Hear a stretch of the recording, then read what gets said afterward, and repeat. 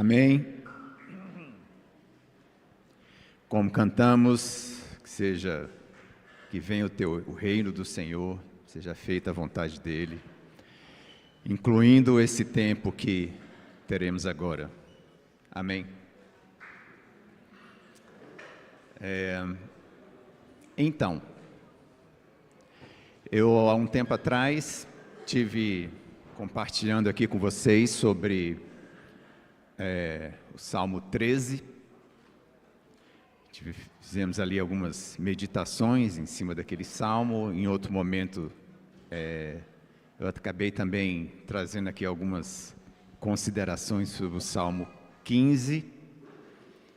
E eu estava comentando com o Fernando que eu gostei dessa pegada de meditar nos salmos, sabe?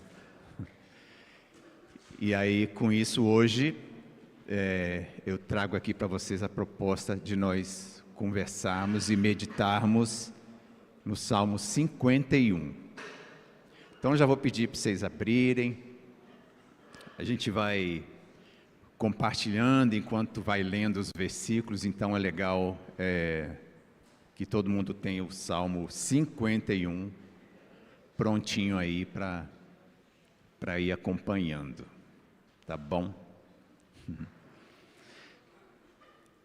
E vamos começar.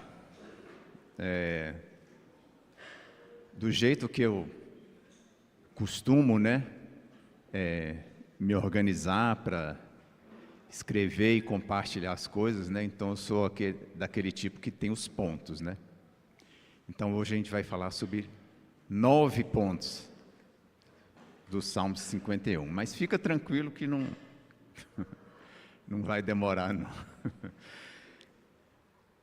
E a gente vai começar essa conversa sobre esse salmo falando, na verdade, do contexto dele. Talvez a sua Bíblia aí tenha ali naquele preâmbulo, aquela informação de que isso é um salmo de Davi, quando o profeta Natã veio ter com ele. Então, o contexto, e aí a gente já vai começando a entrar no primeiro ponto aqui, é que Davi tinha pecado, errado, cometido uma falha grave, E, certamente, Davi sabia que o que ele tinha feito não era certo. Mas, mesmo assim, aconteceu de Deus enviar este profeta Natã para falar com ele sobre o pecado que ele fez. E eu creio que a maioria de vocês conhece a história. Então, Natã chegou lá, contou uma parábola, de uma pessoa que tinha um cordeiro, um novilho, alguma coisa assim. Era o único que ele tinha, ele gostava muito, não sei o quê. Aí veio um cabra sem vergonha e tomou a ovelha dele.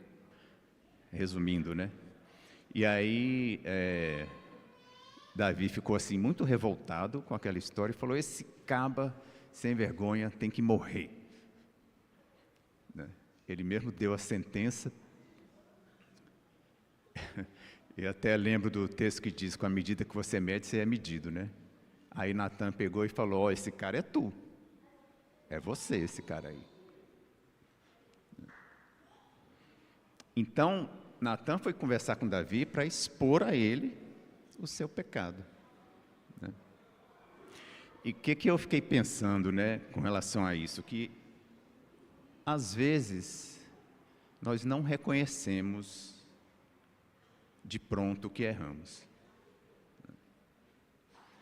E, como eu falei, Davi certamente sabia que o que ele fez não era certo, mas ele precisava daquele confronto, talvez, para compreender o grau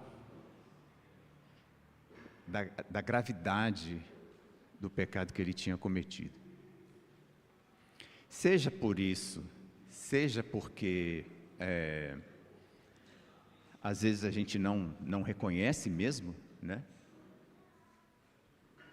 que aquilo que a gente fez é errado e ofende ao Senhor, a gente precisa, muitas vezes, que outros deem esse toque para a gente. E foi isso que Natan fez aqui.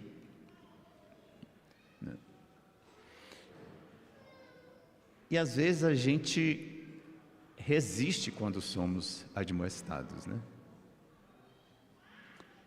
Mas mesmo assim, a gente precisa entender que nós precisamos dos Natãs. Nós precisamos que outros nos ajudem a enxergarmos quem nós somos e o que nós fizemos. E é preciso ter humildade para ouvir essas admoestações de outros e reconhecer os nossos pecados. Então esse é o primeiro ponto, queridos. Natan na nossa vida é uma coisa muito importante. E aí, eu me permito perguntar para você, quem é o seu Natan? Você tem um Natan?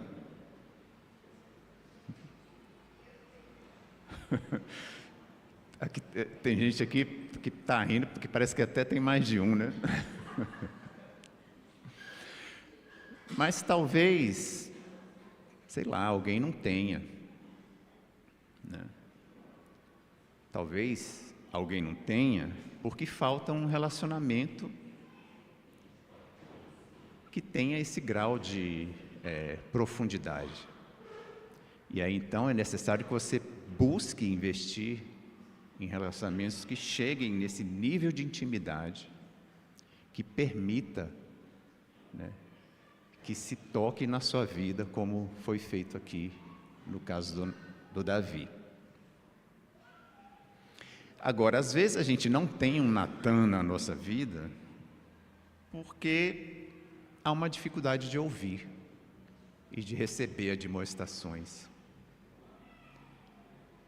E o que acontece? Se a pessoa vai até você, fala uma coisa, você resiste, acha ruim, se justifica, fica rebatendo, não reconhece, muito provavelmente você vai desestimular essa pessoa aí te procurar de novo. Então, se esse é o caso, meus queridos, é importante que a gente busque se humilhar diante de Deus e das pessoas. Mas é importante você ter seu Natanzinho aí, viu? Então, pronto, passamos aqui pelo primeiro ponto. Davi foi confrontado, nós também precisamos, é uma necessidade nossa, que nós devemos investir em relacionamentos que permitam que isso aconteça, e a gente deve ter um coração tranquilo e responsivo quando somos admoestados pelos irmãos, e vou até colocar de uma forma melhor ainda, como somos admoestados por Deus através dos irmãos. E aí, para a gente ir para o segundo ponto, a gente vai ler aqui os 3 primeiros versículos do Salmo 51, né? Que ele diz assim: compadece-te de mim, ó Deus, segundo a tua benignidade e segundo a multidão das suas misericórdias, apaga as minhas transgressões, lava-me completamente da minha iniquidade, purifica-me do meu pecado, pois eu conheço as minhas transgressões e o meu pecado está sempre diante de mim. Quando o Davi foi confrontado por Natan, você vai ver lá no texto que está em Samuel, né, 1 Samuel, que ele não ficou rebatendo. Depois que ele ouviu a história, que Natan falou, esse cara é tu. Aí o que está registrado lá é Davi dizendo, pequei contra o Senhor. E é essa reação que a gente deve buscar diante de Deus, né? Quando somos confrontados por Ele ou pelos irmãos com relação aos nossos erros. E você vê aqui que Davi teve isso, né? Ele fala aí nesses 3 primeiros versículos que a gente leu, compadece-te, apaga minhas transgressões, lava-me, purifique-me, No 3 ele chega a dizer: eu conheço as minhas transgressões, o meu pecado está sempre diante de mim. É isso. Davi se humilhou e reconheceu o seu erro. Então, queridos, ponto 2, precisamos nos humilhar e reconhecer os nossos erros. Esse é o primeiro. Se o primeiro passo é sermos admoestados com relação ao que fizemos, o segundo é reconhecermos e nos humilharmos e admitirmos que pecamos e que aquilo que nós fizemos realmente é pecado. Se você não passar por essa fase, as outras não funcionarão. Não dá para pular essa etapa. E aí a gente vai para o versículo 4 agora, em que Davi escreve assim, né? Pequei contra ti somente, e fiz o que é mal perante os teus olhos, de maneira que serás tido por justo no teu falar e puro no teu julgar. Aqui eu vou então para o terceiro ponto. Quando nós pecamos, nós ofendemos primeiramente e principalmente a Deus. É claro que quando nós erramos, há efeitos dos nossos erros, e muitas vezes esses efeitos atingem outras pessoas. Então, um dos efeitos do pecado de Davi é que o filho dele morreu.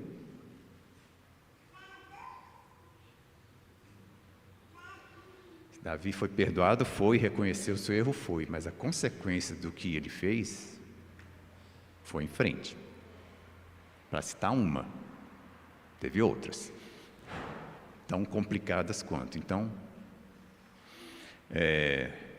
aqui a gente não está dizendo que a coisa só acontece com Deus, mas o primeiramente é Deus, e Davi fala isso, né? Eu pequei contra ti.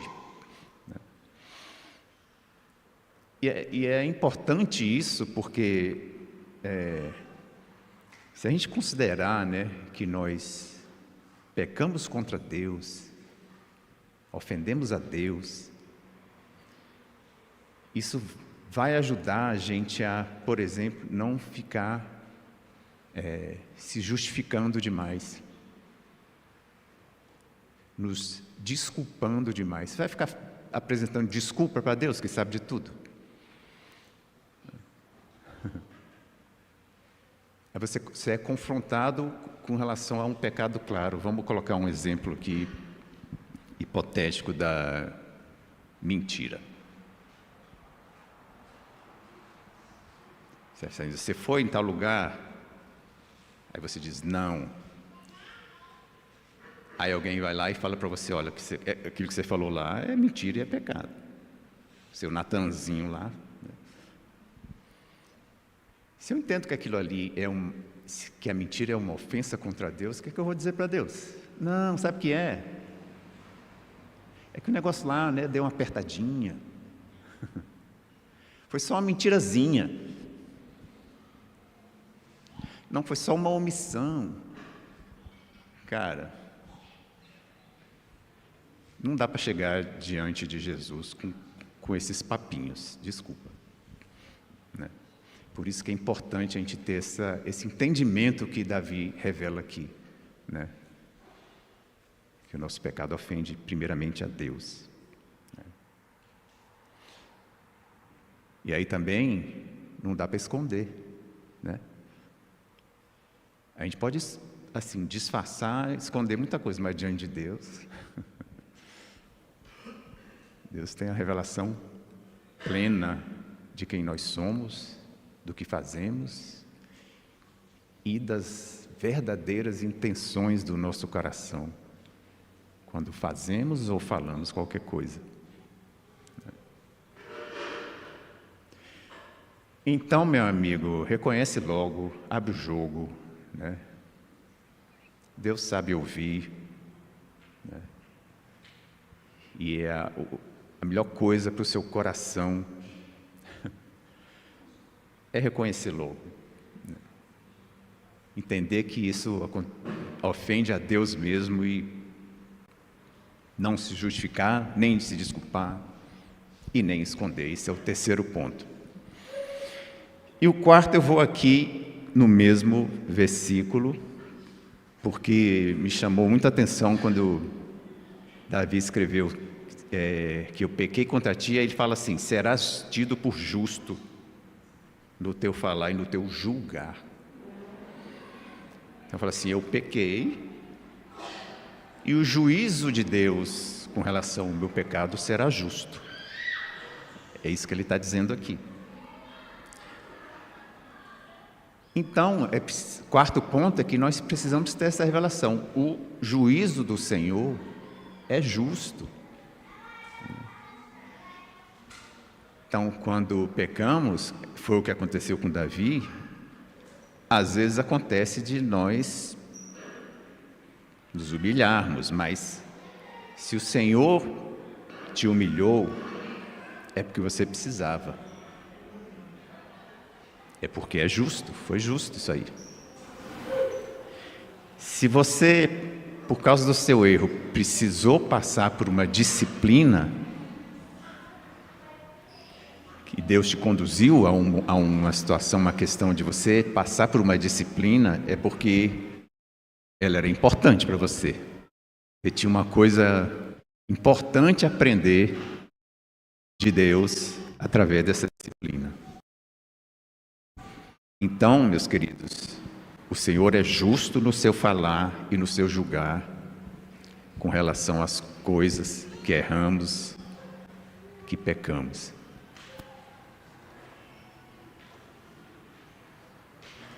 Amém?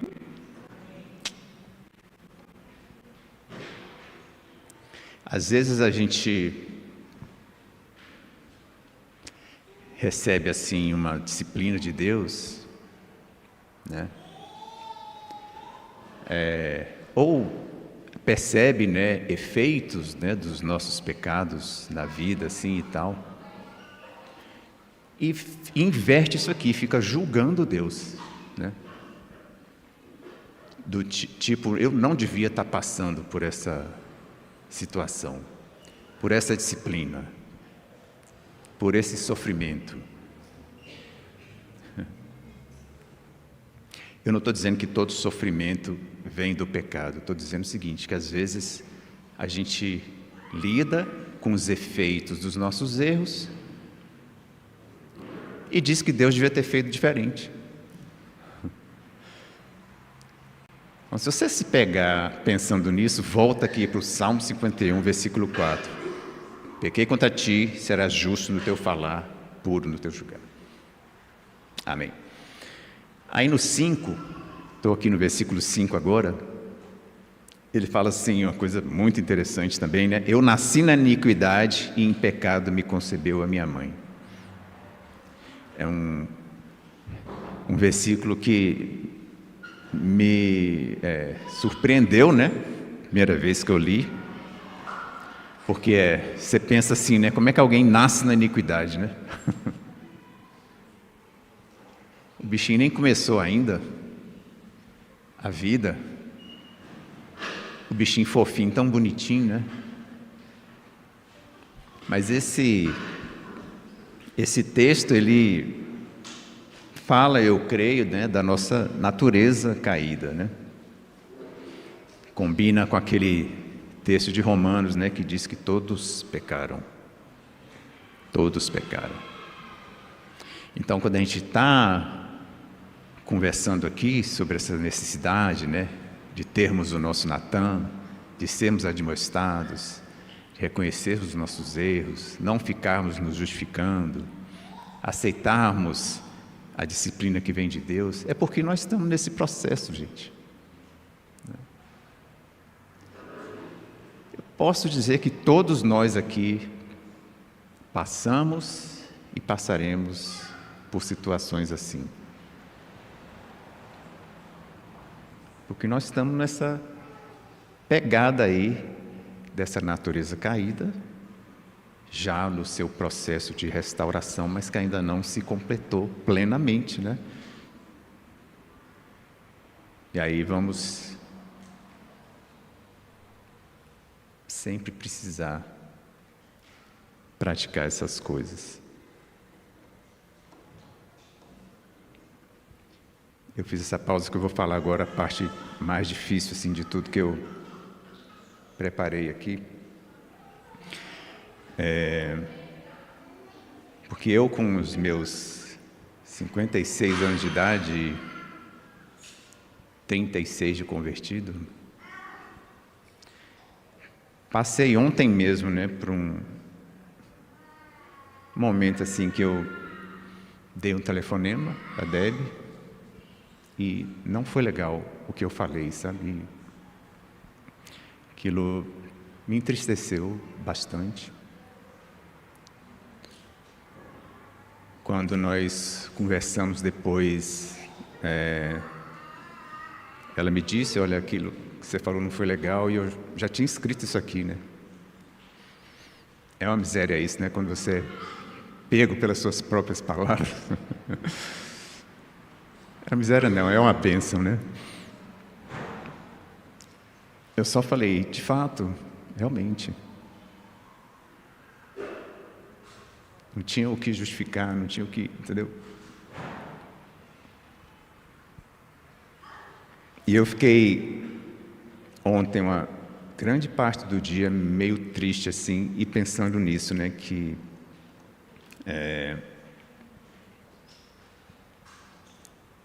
a tristeza demora um pouco para passar.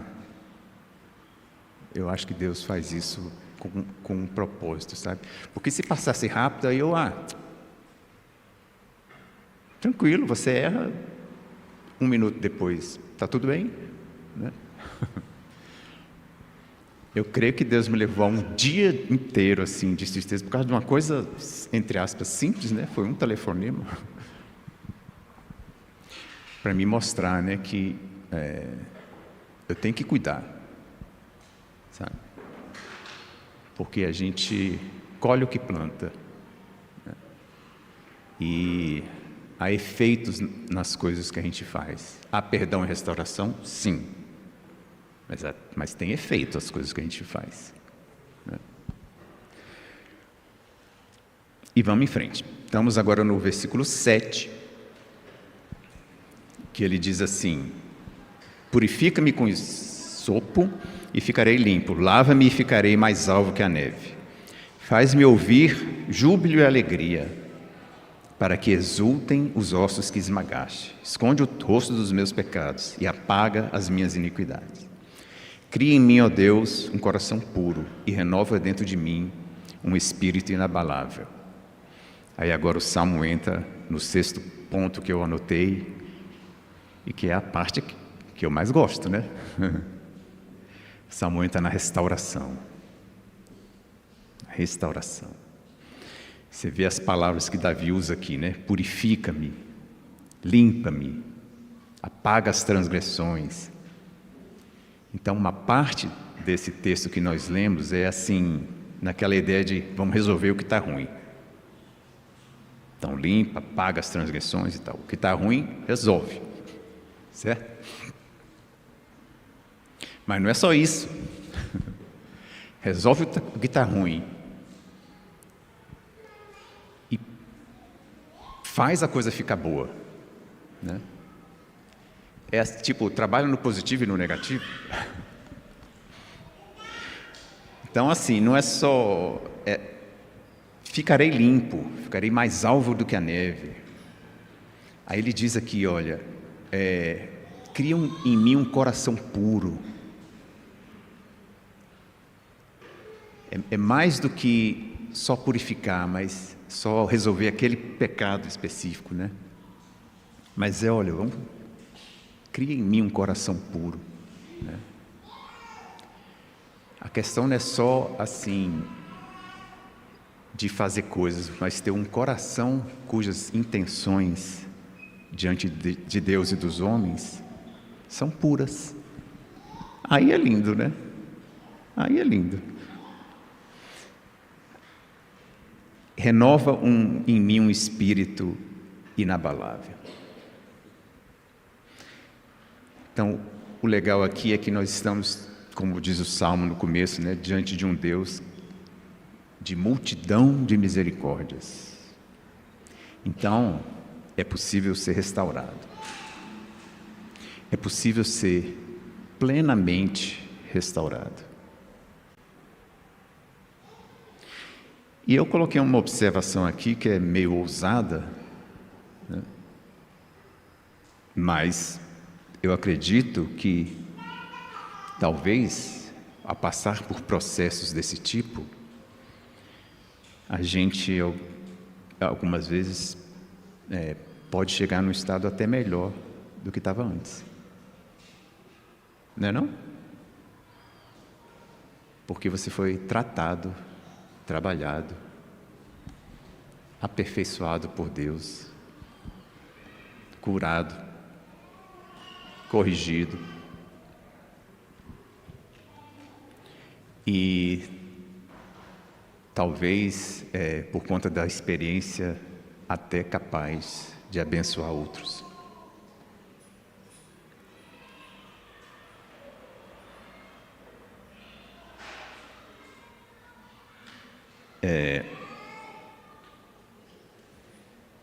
Eu vou falar disso um pouco mais na frente, mas vamos ler agora o versículo 17, que ele fala assim: sacrifícios agradáveis a Deus são o espírito quebrantado, o coração compungido e contrito, não o desprezarás. Ó Deus, o versículo anterior ele fala, né, que se o problema fosse fazer sacrifício, ele fazia, mas Davi estava entendendo aqui que a questão não era só essa, a questão era de coração. Ele tinha que chegar num coração quebrantado, como diz aqui, né? Um coração compungido, um coração contrito. É esse o nosso grande alvo diante de Deus, com essa palavra, com essas coisas, com esse assunto.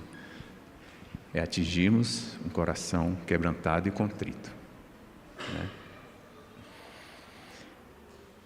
Mas o sétimo ponto que eu quero propor aqui é que a gente deve ter essa revelação de que esse coração quebrantado e contrito, Deus não desprezará. Deus não despreza o coração quebrantado e contrito.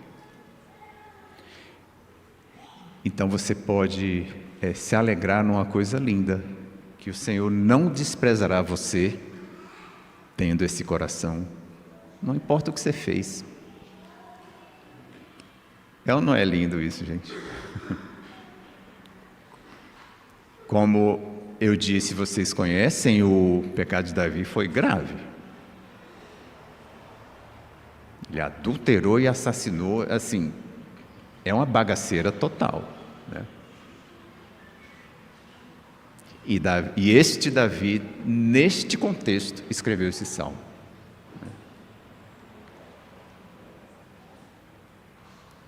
Você já se sentiu assim, sem graça diante de Deus? Por conta de alguma coisa que você fez? Ou está se sentindo agora?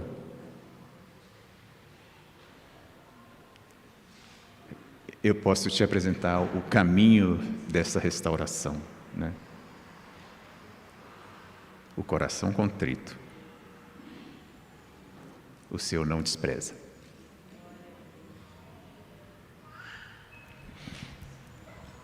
E aí, lendo aqui o versículo 12, eu fiz umas inversões aqui, né? Que fala, esse versículo 12, eu penso muito nele também, ele fala assim: restitui-me a alegria da tua salvação. E eu fico pensando assim, a alegria da salvação, né? Existe uma alegria inerente à salvação, né? Eu me lembro muito bem, quando eu me converti, eu tinha essa alegria.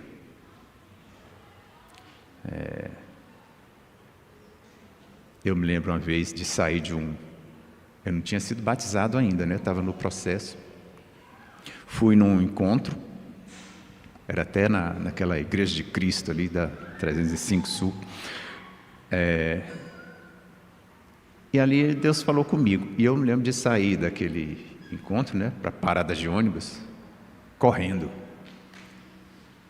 Não é porque o ônibus estava chegando, não, que eu nem tinha visto ele ainda. Era de alegria. Eu fiquei assim, com uma alegria incontida, que eu tinha que botar para fora ali aquele trem. Eu não conhecia ninguém lá, então, o jeito que eu achei foi correr. Então existe, né, essa alegria inerente à salvação, você pensar assim que, poxa, eu sou limpo diante de Deus, né? Posso viver sem culpa, apesar do que eu fiz. É uma alegria muito grande isso. Mas essa alegria, ela pode ser perdida. Ao menos temporariamente, é o que Davi está dizendo aqui. Por isso que ele fala, restitui-me, né? Porque perdeu. Assim como eu ontem, Davi deve ter ficado alguns dias remoendo aquela história lá,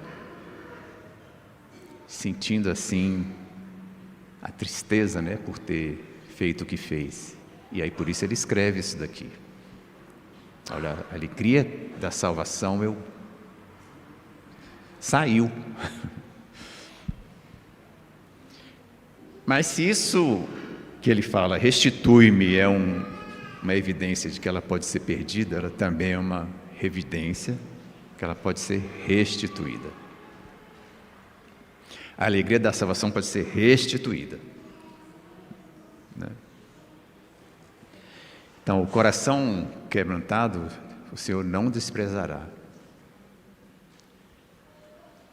E aí, Ele vai fazer você sorrir de novo, ficar muito alegre de novo, dar aquela corrida da alegria da salvação, entendeu? De novo, porque você foi perdoado e limpo de novo, não é não? Amém. Queridos, indo aqui para o último ponto, que eu posso chamar assim da beleza da transformação, né?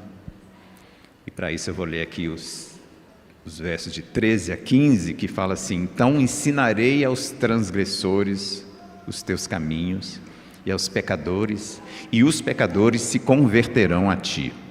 Livra-me dos crimes de sangue, ó Deus, Deus da minha salvação, e a minha língua exaltará a tua justiça. Abre, Senhor, os meus lábios, e a minha boca manifestará os teus louvores.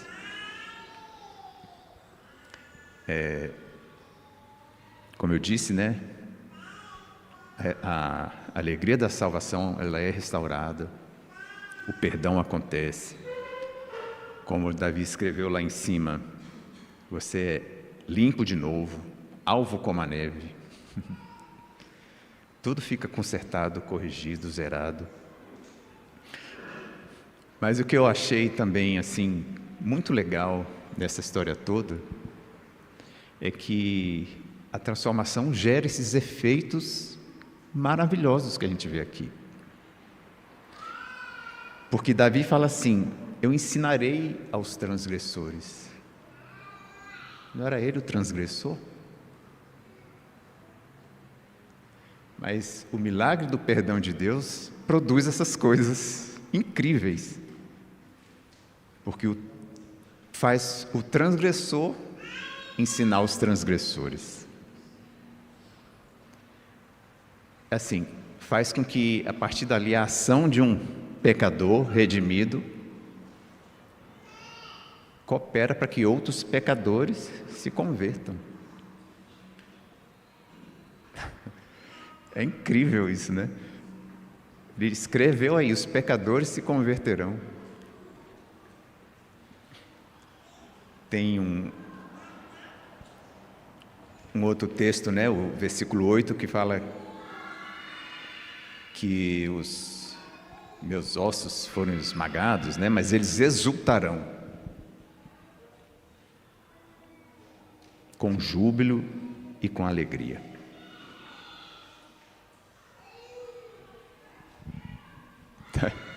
Então, como eu disse, parece que apesar de tudo, todo o processo que Davi passou fez ele chegar num ponto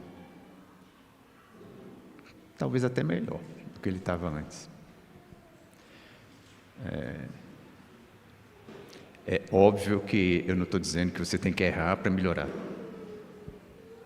Óbvio, né, gente?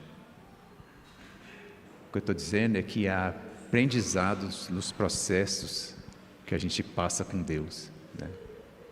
E esse aprendizado pode ser útil e frutífero para outros, né? E é bem legal que Davi está aqui no mesmo salmo, né? O mesmo salmo que ele colocou lá, pequei contra o Senhor e tal. Mas parece que ele já começou a experimentar esse perdão, essa restauração de Deus. E ele fala no futuro, né? Eu ensinarei os transgressores. Os pecadores vão se converter. A minha língua exaltará. A minha boca manifestará os seus louvores. Amém. Nós não precisamos ter medo desse processo. Medo do confronto, da humilhação, porque o fim deles é isso aqui. Uma vida restaurada que pode cooperar com outras. Então, meus queridos, minha grande oração e intenção, né, com essa palavra é que todos nós, se errarmos, que nós possamos passar por esse processo de Deus e ser assim, bem aprovado, com a nota boa. E o processo, resumidamente, é isso, né? Saber ouvir a admoestação dos irmãos, quando o Senhor assim quiser fazer, para mostrar que pecamos, reconhecer o erro, pedir perdão, buscar a mudança e a restauração, e experimentar e aceitar o perdão de Deus, para que assim como diz lá no Salmo, que os seus lábios manifestem com alegria os louvores ao bondoso e misericordioso Deus. Espero mesmo que a graça do Senhor te alcance com esta palavra, e especialmente te alcance se por acaso você passar por um processo desse. Amém? Foi demais ou está ok? Amém. Acho que nós podemos então orar para encerrarmos esse encontro. Amém? Querido Deus, nós sabemos que somos falhos e pecadores, Senhor,